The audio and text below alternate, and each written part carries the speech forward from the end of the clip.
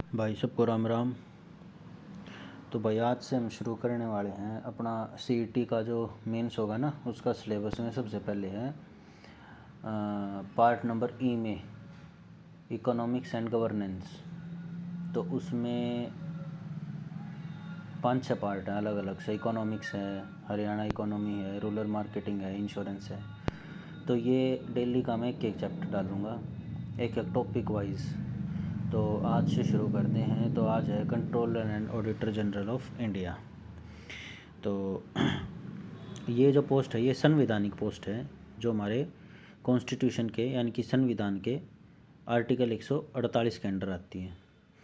और इसका हेड जो ये इंडियन ऑडिट होता है ना, इंडियन ऑडिट मतलब जो किसी संस्था का ऑडिट करता है, मतलब भाई कि कहाँ पैसे आए कहाँ गए, वो एक ऑडिट करता है।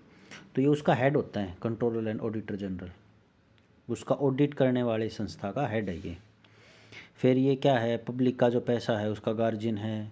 और जो भी हमारा फाइनेंशियल सिस्टम है हमारी कंट्री में, स्टेट में हो या सेंटर में हो, अपना जैसे हरियाणा में हो या फिर अपना सेंट्रल लेवल पे दिल्ली में हो, इंडिया लेवल पे, तो उनका गार्जियन होता है ये। गार्जियन मतलब देख रेख करता है उन सारे पैसों की, कहाँ से पैसा आ रहा है, कहाँ जा रहा है, कितने रुपए गए, क्या किया इतने गवर्नमेंट का।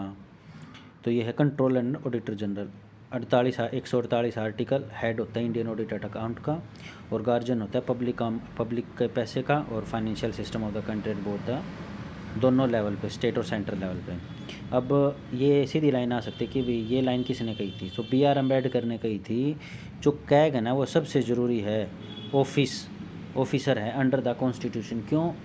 क्योंकि हमने स्टेट बना दिए, सेंटर बना दी, राष्ट्रपति बना दिया, मुख्यमंत्री बना दिए, लेकिन अब उनके पास वो काम कैसे करेंगे? पैसों से। तो पैसों की देखरेख कौन करेगा? ये सबसे ज़रूरी।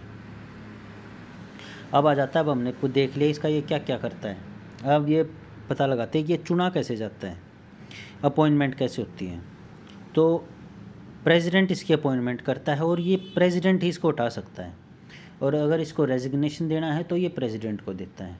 जैसे और में तो अलग अलग होता है, जैसे अपना वाइस प्रेसिडेंट प्रेसिडेंट को देता है ना, और प्रेसिडेंट वाइस प्रेसिडेंट को देता है। तो ये अलग अलग होते हैं, लेकिन ये बंदा रेजिग्नेशन देता है प्रेसिडेंट को, चुना जाता है प्रेसिडेंट के द्वारा। अब प्रेसिडेंट क्या काम कैसे करता है? उसके द्वारा जो भी सेंट्रल गवर्नमेंट है वो जो कहेगी वही प्रेसिडेंट करेगा। तो यानी कि किसके हाथ में हो गया? इनडायरेक्टली प्राइम मिनिस्टर के हाथ में। लेकिन डायरेक्टली क्वेश्चन में प्राइम मिनिस्टर नहीं करना। अगर ये पूछे कि controller and auditor general of India किसके द्वारा चुना जाता है, तो हम कहेंगे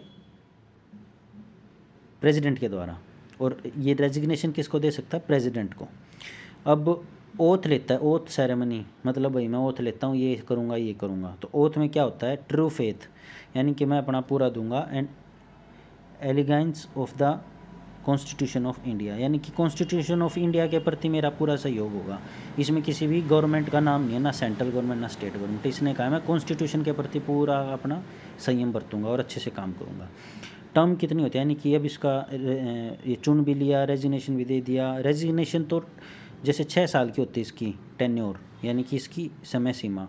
तो 6 साल से पहले होता है रेजिग्नेशन, 6 साल से पहले बाद तो इसकी पूरी सीमा ख़त्म हो जाती है। अब ये टर्म जो इसकी होती है कब तक के लिए चुना जाएगा? तो ये 6 साल या फिर 65 साल। जैसे कोई 63 साल की उम्र में चुना गया controller and auditor general of India, तो वो 3 साल के लिए 2 साल के लिए चुना जाएगा। 63 से 65, वो वहाँ पे 6 साल लागू नहीं होंगे। इनमें से कोई सा भी जल्दी हो जाए ना, वही होगा, यानी कि 6 और 65 साल। अब ये रिमूव होता है प्रेसिडेंट के द्वारा। किस कंडीशन पे रिमूव हो सकता है? जैसे सुप्रीम कोर्ट के जज होते हैं, इनके लिए 2 कंडीशन होती है, ठीक है। उन्हीं 2 कंडीशन के बिहाफ पे ये रिमूव होगा। या फिर जो अपने लोकसभा है और राज्यसभा है वहाँ से स्पेशल मेजोरिटी से पास हो ना रिजोल्यूशन, स्पेशल मेजोरिटी से पास हो, और अपना ये जो हाई कोर्ट और सुप्रीम कोर्ट के जज कैसे हटाए जा सकते हैं, कोई भी जज होया, not high court supreme court, कोई भी जज होया, वो हटाया कैसे जा सकता है, मिसबिहेव और इनकैपेसिटी। यानी मिसबिहेव मतलब इनकैपेसिटी मतलब बेसिकली कॉन्स्टिट्यूशन के दायरे में रह के काम करे, ये ना हो भाई अपने तरीके तय भाई नहीं ये फैसला ऐसे नहीं ऐसा आएगा। अब खट्टर साहब का बयान आया था, देख लूँगा मैं उस जज ने, तो ऐसे जज नहीं कह सकता मैं देखूँगा खट्टर ने, क्यों, इस बिहाफ पे वो हटाया जा सकता है। ठीक है, तो ये होगा अपना कैग। एक बार रिवाइज कर लेते हैं फटाफट। 148 article, head of the Indian audit department, BR Ambedkar ने कहती सबसे बहुत जरूरी ऑफिस है यो, अपना कॉन्स्टिट्यूशन ऑफ इंडिया के अंडर में अपॉइंटमेंट करता है अपना प्रेसिडेंट, और रेजिग्नेशन भी ये प्रेसिडेंट को देता है। टेन्योर होता है अपना 65 साल का, और रिमूव किया जाता है प्रेसिडेंट के द्वारा। जिस किस तरह आता है सेम है सुप्रीम कोर्ट का जज, उसी तरीके से ये हटाया जा सकता है। और रिजोल्यूशन पास होता है स्पेशल मेजोरिटी से, और या फिर जो ये प्रेसिडेंट के द्वारा सुप्रीम कोर्ट और हाई कोर्ट के जज को जैसे हटाया जा सकता है, वैसे ही मिसबिहेव और इनकैपेसिटी के बिहाफ पे हटाया जा सकता है। चलो भाई, thank you, all the very best. अगला टॉपिक बहुत जल्दी आएगा।